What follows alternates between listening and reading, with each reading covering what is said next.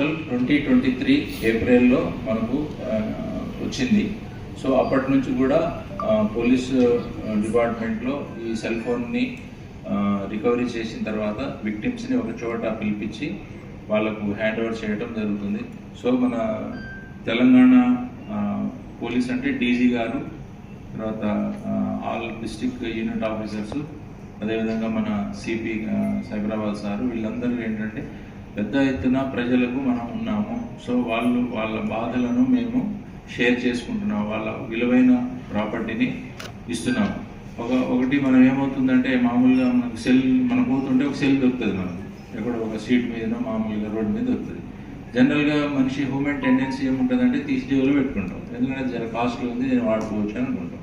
కానీ అతనికి ఈ టెక్నాలజీ ఉంది, దీన్ని ఇట్లా పట్టుకుంటారు అని చెప్పేసి తెలియదు. ఇప్పుడు మేము మీ ఫోన్ని ఎట్లా ట్రాక్ చేసినాం అనమాట. ట్రాక్ చేయడం వల్ల అతను ఏం చేశాడంటే మీ సిమ్ తీసేసి ఈ సెల్ ఫోన్లో వేరే సిమ్ పెట్టి యూజ్ చేసుకుంటున్నాడు. సో యూజ్ చేసుకున్నప్పుడు మనకు ఆ సెల్ ఫోన్ మన ఏదైతే పోగొట్టుకున్నా ఐఎంఈ నెంబర్లో ఫలానా సెల్ వాడుతుందని చెప్పేసి అన్నప్పుడు మనం అతనికి ఫోన్ చేస్తాం. సో ఇప్పుడు మీరే ఉన్నారనుకోండి, ఆ ఫోన్ మీరే తీసుకున్నారు, పోలీసులకు మీకు ఫోన్ వస్తుంది. ఫోన్ రాగానే మీరు జనరల్గా భయపడతారు, సార్ ఏమో సార్ ఇది కాదు సార్, నాది కాదు సార్ అని అంటాడు. అన్నప్పుడు ఆయనకు ఆటోమేటిక్గా సైకాలజీ తెలిసిపోదు, అబ్బా ఇదేదో ఉందిరా పోయి ఇదేదో దొరికిపోయినట్టుంది అని అనుకుంటాడు.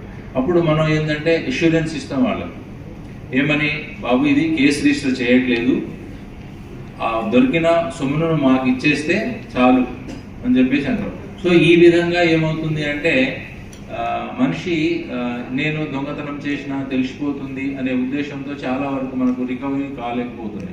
సో వాళ్ళు ఏం చేస్తారు, కొంతమంది షాపులో అమ్మేస్తారు, ఇది నా పర్సనల్ నెంబర్ అని చెప్పి అమ్మేస్తారు, పర్సనల్ నాకు డబ్బులు ఉన్నాయని చాలా చీప్గా అమ్మేస్తారు.